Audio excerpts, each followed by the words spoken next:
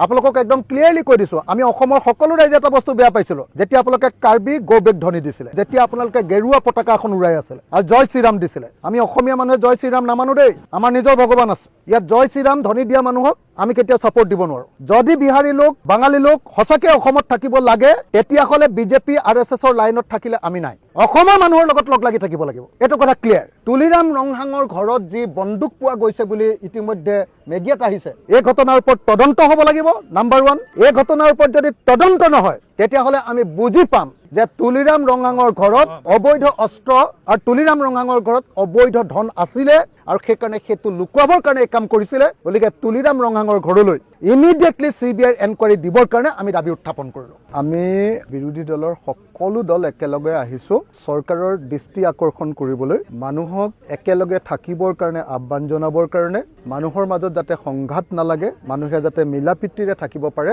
তাৰ কাৰণে আশ্বস্ত কৰিবৰ কাৰণে আমি আটাইবিলাক দল একেলগতে ইয়ালৈ আহিছোঁ। ঘটনাটো একেবাৰে দেশ যে কাৰ্বি কিছু সংখ্যক যুৱকে সম্পূৰ্ণ গণতান্ত্ৰিকভাৱে এটা আন্দোলনৰ কাৰ্যসূচী, অনশনৰ কাৰ্যসূচী চলাই আছিলে। সেই অনশনৰ কাৰ্যসূচীটো শক্তি প্ৰয়োগ কৰি দমন কৰাৰ কাৰণে কাৰ্বি আংলঙৰ এই ঘটনা সূত্ৰপাত হ'ল। গতিকে এইটো তলত কিবা ষড়যন্ত্ৰ আছে নেকি? নহয়, ডাইৰেক্টলি বিজেপি চৰকাৰ আৰু কাউন্সিলৰ কাৰণে আজি কাৰ্বি আংলঙত এই ঘটনা সংঘটিত হ'ল। যোৱা কিছুদিন ধৰি অসমত কোনো আন্দোলনেই কৰিবলৈ নিদিয়ে আৰু কোনোবাই আন্দোলন কৰিলে ৰাতিয়ে মাৰপিট কৰি সদায় মানুহবিলাকক আঁতৰাই লৈ যায়। এইবাৰো হিটলাৰ হিমন্ত বিশ্ব শৰ্মাই ইয়াত যুৱকসকলে যেতিয়া আন্দোলন কৰি আছিলে, সেই আন্দোলন কৰি থকা ল'ৰাবিলাকক ৰাতিপুৱা 3 বজাত কোনো মানুহ নথকা অৱস্থাত জোৰ কৰি ইয়াৰ পৰা লৈ গৈছিলে আৰু তাৰ কাৰণে এই ঘটনাটো সংঘটিত হ'বলৈ পালে। বাকী অঞ্চলত এনেকৈ জোৰ কৰি আন্দোলন এটা ভাঙি দিলেও বৰ ডাঙৰ ঘটনা নঘটে, কিন্তু যিহেতু এইটো ট্ৰাইবেল অঞ্চল, জনজাতি অঞ্চল আৰু জনজাতি ৰাইজৰ মাজত একতাটো সাংঘাতিক ধৰণে আছে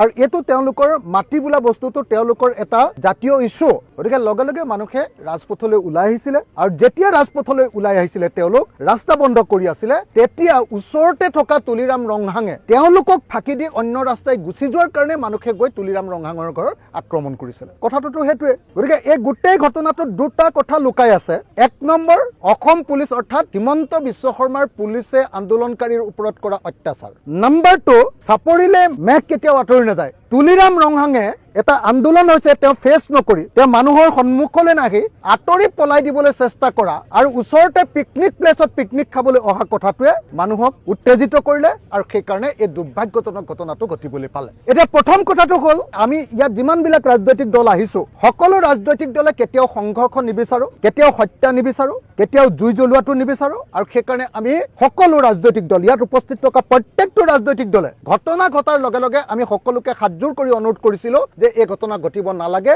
আপোনালোক দুইটা পক্ষ ক্ষান্ত হওক। আজিৰ দিনটোতো আমাৰ প্ৰথম আৰু প্ৰধান মেছেজটো হ'ল যে কাৰ্বি আংলঙত ভৱিষ্যতে যাতে এনেকুৱা ধৰণৰ ঘটনা নঘটে, আমি সকলোৱে সাৱধান হ'ব লাগিব আৰু কোনেও কাকো যাতে আক্ৰমণ নকৰে, ডাইৰেক্ট একশ্যন কোনেও যাতে নকৰে আৰু যাৰ দাবী দাবা আছে সেই দাবী দাবাটো যাতে কাউন্সিল আৰু চৰকাৰৰ সন্মুখতে উত্থাপন কৰে, সেইটো মানুহ আৰু মানুহৰ মাজত সংঘাতলৈ পৰিণত নকৰে, তাৰ কাৰণে আমি আহ্বান জনাইছোঁ। দ্বিতীয় কথাটো হ'ল যে ইমিডিয়েটলি যিবিলাক মানুহৰ ঘৰ জ্বলোৱা হ'ল, দোকান জ্বলোৱা হ'ল, তেওঁলোকক যিমান দিনলৈকে কিবা এটা সিদ্ধান্ত নহয় তেতিয়ালৈকে ৰেচন দিয়াৰ ব্যৱস্থা, ৰিলিফ দিয়াৰ ব্যৱস্থা, সেইটো কাৰ্বি মানুহৰ ঘৰে হওক, কাৰ্বি মানুহৰ দোকানে হওক বা বিহাৰী মানুহ বা বেংগলী মানুহ বা অন্য জাতিৰ নেপালী মানুহৰ দোকানে হওক, তেওঁলোকৰ প্ৰত্যেক ঘৰক ক্ষতিপূৰণ দিয়াৰ আগতে প্ৰথমতে ৰেচনখিনি, ৰিলিফখিনি দি থকাৰ ব্যৱস্থা কৰিব লাগে আৰু তাৰ পাছত চৰকাৰী নিয়ম অনুসৰি মৃতকৰ পৰিয়ালক ক্ষতিপূৰণ, ঘৰ জ্বলাই দিয়াবিলাকৰ ক্ষতিপূৰণ, দোকান জ্বলাই দিয়াবিলাকৰ ক্ষতিপূৰণ দিয়াৰ ব্যৱস্থা গ্ৰহণ কৰক। এইটো আমাৰ দ্বিতীয় আহ্বান। আমাৰ তৃতীয় কিন্তু আটাইতকৈ গুৰুত্বপূৰ্ণ আহ্বানটো হ'ল যে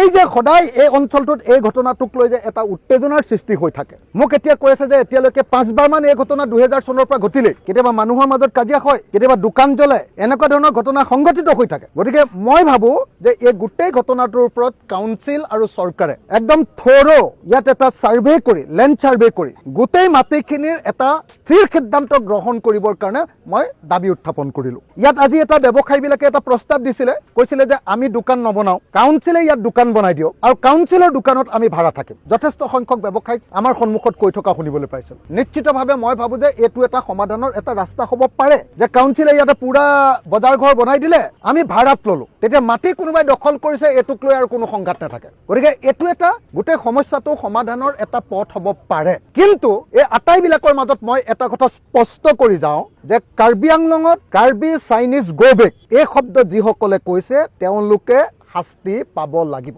এইটো অকল গৰিহণাযোগ্যই নহয়, তেওঁলোকক এৰেষ্ট কৰিব লাগিব, তেওঁলোকক জেল দিব লাগিব, আৰু যিকেইজনে এই শব্দকেইটা কৈছে তেওঁলোকে যাতে কোনোদিন কাৰ্বি আংলঙত থাকিব নোৱাৰে তাৰ ব্যৱস্থা কৰিব লাগিব। এইটো কেতিয়াও নহ'ব।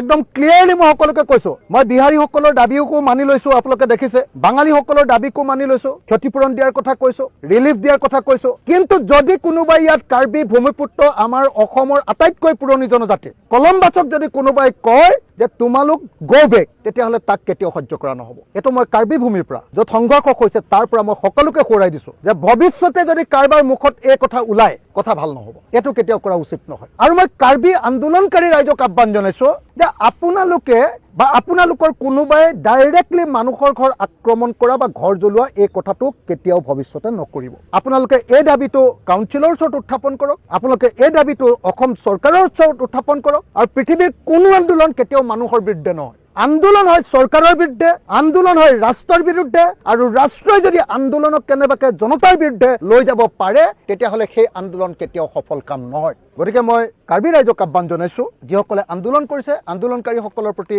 অভিবাদন জনাই, আন্দোলনকাৰীসকলৰ প্ৰতি শুভেচ্ছা জনাই, আন্দোলনকাৰীসকলৰ প্ৰতি সদ্ভাৱ দেখুৱাই, তেওঁলোকৰ প্ৰতি ভাল ভাৱ দেখুৱাই। মই নিজে এজন আন্দোলনকাৰী, কিন্তু লগে লগে মই এটা কথা কৈছোঁ যে কোনো বিহাৰী মানুহৰ গাত, কোনো বাঙালী মানুহৰ গাত, কোনো নেপালী মানুহৰ গাত হাত দিয়াৰ অধিকাৰ আমাৰ কাৰো নাই।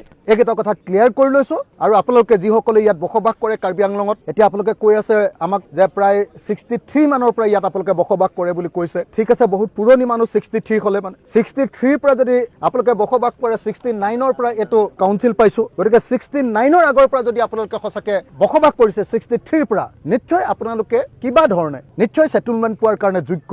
কিন্তু সেইটো নিশ্চিতভাৱে ভাৰতৰ সংবিধানৰ 6ষ্ঠ অনুসূচী অনুসৰিহে হ'ব। আপোনালোকক একদম ক্লিয়াৰলি কৈ দিছোঁ, আমি অসমৰ সকলো ৰাইজে এটা বস্তু বেয়া পাইছিলোঁ যেতিয়া আপোনালোকে কাৰ্বি গো বেক ধ্বনি দিছিলে। এক নাম্বাৰ 2, আমি আপোনালোকক বেয়া পাইছিলোঁ যেতিয়া আপোনালোকে গেৰুৱা পতাকা এখন উৰাই আছিলে আৰু জয় শ্ৰীৰাম দিছিলে। আমি অসমীয়া মানুহে জয় শ্ৰীৰাম নামানো দেই, আমাৰ নিজৰ ভগৱান আছে। ইয়াত জয় শ্ৰীৰাম ধ্বনি দিয়া মানুহক আমি কেতিয়াও ছাপোৰ্ট দিব নোৱাৰোঁ। যদি বিহাৰী লোক, বাঙালী লোক সঁচাকৈ অসমত থাকিব লাগে, তেতিয়াহ'লে বিজেপি RSSৰ লাইনত থাকিলে আমি নাই, অসমৰ মানুহৰ লগত লগ লাগি থাকিব লাগিব। এইটো কথা ক্লিয়াৰ। গতিকে একদম ক্লিয়াৰকে গোটেই কথাখিনি আমি ক'লো। কিন্তু আৰু এটা কথা মোৰ ক'বলগীয়া আছে, সেইটো হ'ল যে ইমিডিয়েটলি কোনো দ্বিধা সংকোচ নকৰাকে অসমৰ মুখ্যমন্ত্ৰীয়ে তুলিৰাম ৰংহাঙৰ ঘৰত যি বন্দুক পোৱা গৈছে বুলি ইতিমধ্যে মেডিয়াত আহিছে, এনেকে যেতিয়া জ্বলে সেই ঘৰটো কোনেও লগে লগে চাফা কৰি দিব নোৱাৰে। লগে লগে পুলিচ আহিব, চাৰিওফালে বেৰিকেড দিব, আৰু তাৰ পাছত তাত এনকুৱাৰী হ'ব, তাৰ পাছতহে সেইটো ডিমলিছ কৰিব পাৰে। কিন্তু তুলিৰাম ৰংহাঙে কিয় ইমান খৰকে ডিমলিছ কৰি দিলে? এই ঘটনাৰ ওপৰত তদন্ত হ'ব লাগিব, নাম্বাৰ 1। এই ঘটনাৰ ওপৰত যদি তদন্ত নহয় তেতিয়াহ'লে আমি বুজি পাম যে তুলিৰাম ৰংহাঙৰ ঘৰত অবৈধ অস্ত্ৰ আৰু তুলিৰাম ৰংহাঙৰ ঘৰত অবৈধ ধন আছিলে, আৰু সেইকাৰণে সেইটো লুকুৱাবৰ কাৰণে এই কাম কৰিছিলে। গতিকে তুলিৰাম ৰংহাঙৰ ঘৰলৈ ইমিডিয়েটলি CBI এনকুৱাৰী দিবৰ কাৰণে আমি দাবী উত্থাপন কৰিলোঁ।